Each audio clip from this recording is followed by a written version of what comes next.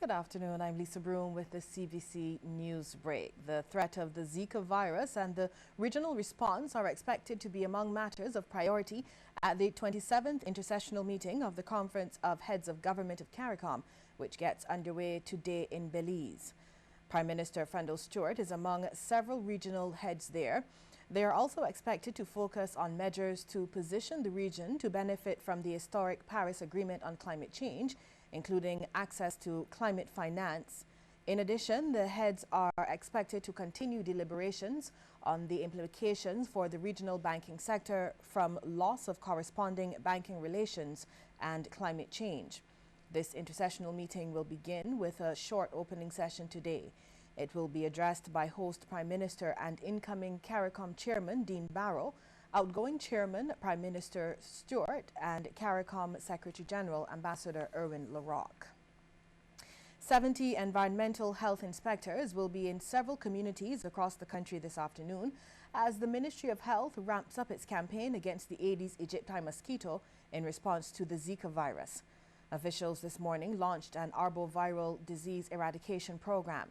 The 3-month program involves health inspectors conducting house-to-house inspections across Barbados. 35 officers will start at Six Men's Fish Market in St. Peter and move towards the south, while another 35 officers will begin a similar exercise from Chancery Lane, Christchurch, going north. Principal Environmental Health Officer Ronald Chapman says the urban corridor was being given highest priority because of its population density. A local agriculturalist supports a proposal for a fat tax for Barbados. Chief Executive Officer of the Barbados Agricultural Society, James Paul, believes it could encourage more people to eat a lot healthier while discouraging them from buying the more fatty foods. Mr. Paul was speaking at the Democratic Labour Party's Christchurch South Branch meeting at St. Lawrence Primary School last evening. There, he went on to express concern about the foods that people now consider staples, using the popular ramen as an example. That somehow has seeped into the diet of Barbadians. And I hear people speak about it as if it is a staple, and it is bothersome. When you have foods such as these, that we are not sure about the nutritious benefits of those foods, that Barbadians are now taking and making their staple foods. It is bothersome. We've gone bad enough with the macaroni and cheese thing, but we've gone to ramen. Well, more Barbadians now trust CRIMESTOPPERS as a tool to report crime. So says Julie Dash, Chairman of CRIMESTOPPERS in Barbados and for the region. Her assessment is based on the number of tips CRIMESTOPPERS receives. CRIMESTOPPERS is definitely improving every year. More and more tips, more and more people are beginning to trust the program.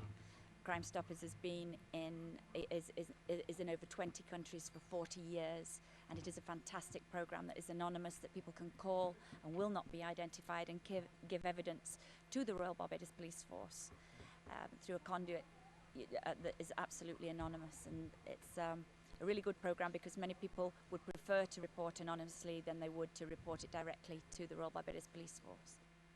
Meanwhile, Police Public Relations Officer, Acting Assistant Superintendent David Welch, believes more community involvement would help to weed out the criminal element.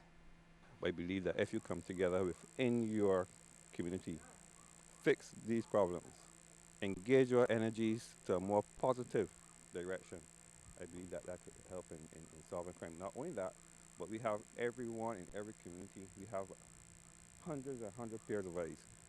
Report what you see.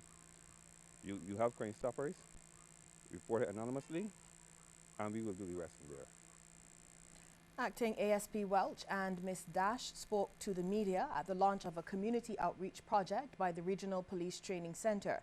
It provided assistance to 20 needy households in St. Philip, Christchurch, St. John, and St. George.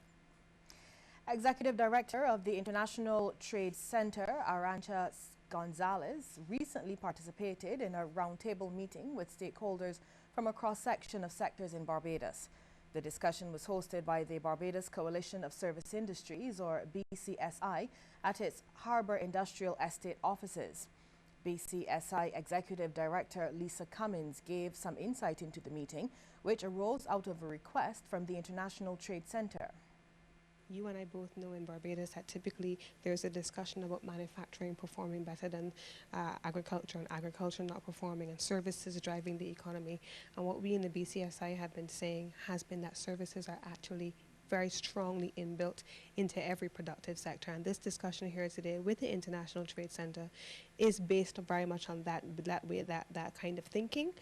The international community has been moving very quickly away from the silo-based sectoral approach, and they have been saying that there has been servicification of manufacturing. So what are the services that are being are serving as inputs into manufacturing that have an impact on their outputs in terms of competitiveness? So what are the services that are going into your agricultural sector, and how can improvements in the performance of those sectors then affect your outputs in those sectors? How can we improve overall performance in the economy on the basis of performance of the services sector? New entrants at the American University of Barbados School of Medicine have been advised to develop positive attitudes and habits that will help propel their careers. The advice from Surgeon Dr. Christopher Warner as he delivered the feature address at the university's White Coat ceremony over the weekend. He told the 32 new students to become good listeners, network with professionals by attending conferences, and be mindful of their deportment. As young people, you want to have swagger, move with the trends, and I understand this. But remember, this is truly a profession where the clothes can make a man. Patients today are still influenced by the doctor in the whitest coat, the one with the gentlest voice, the kindest touch, the one who took time to listen to the deepest fears about their health. We'll have regional and international news after this break. Stay with us.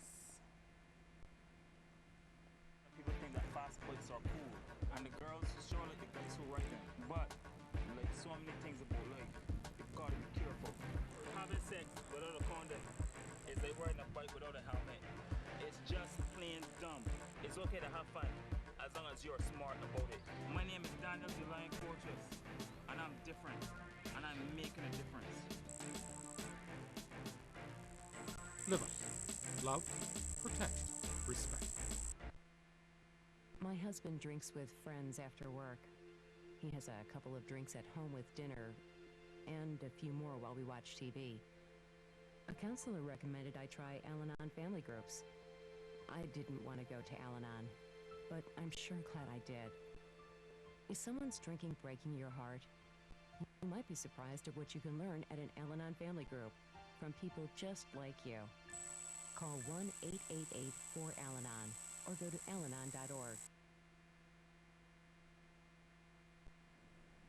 Regional news now. Fewer than half of the 1.8 million people on the latest voters list in Jamaica have a favorable opinion of the governing People's National Party. This is despite every indication that the party will be re-elected when the votes are counted on February 25th. The latest Gleaner commissioned Bill Johnson poll has found that 43% of the electorate has a favorable opinion of the Portia Simpson Miller-led party, while 45% has an unfavorable opinion. This has, however, reflected a marked improvement for the PNP, which had polled a 35% favorability rating when Johnson tested the pulse of the nation in February last year. Now, for the Jamaica Labour Party, it goes into the election with only 39% of the electorate viewing it in a favourable light, while 47% has an unfavourable opinion of the Andrew Holness-led party.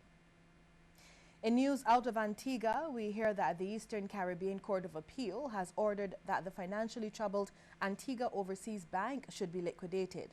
The decision comes some 4 years after the bank had been placed in receivership.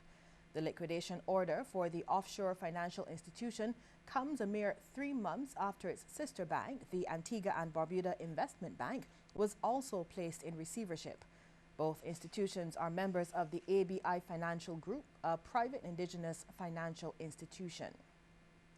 Over in Trinidad and Tobago, the body of a Japanese murder victim, Asami Nagakia, will be returned to her homeland this week.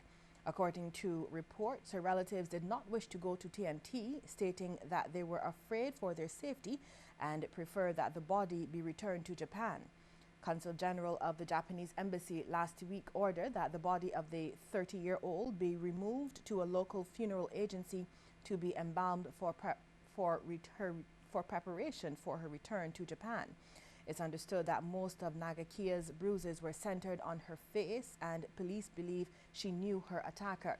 Yesterday, the search widened for the man captured on CCTV footage, leaving the Picton court with Nagakia late Tuesday evening. On Ash Wednesday, her body, still clad in her carnival costume, was found on the western end of the Queen's Park Savannah. An autopsy revealed that she was manually strangled.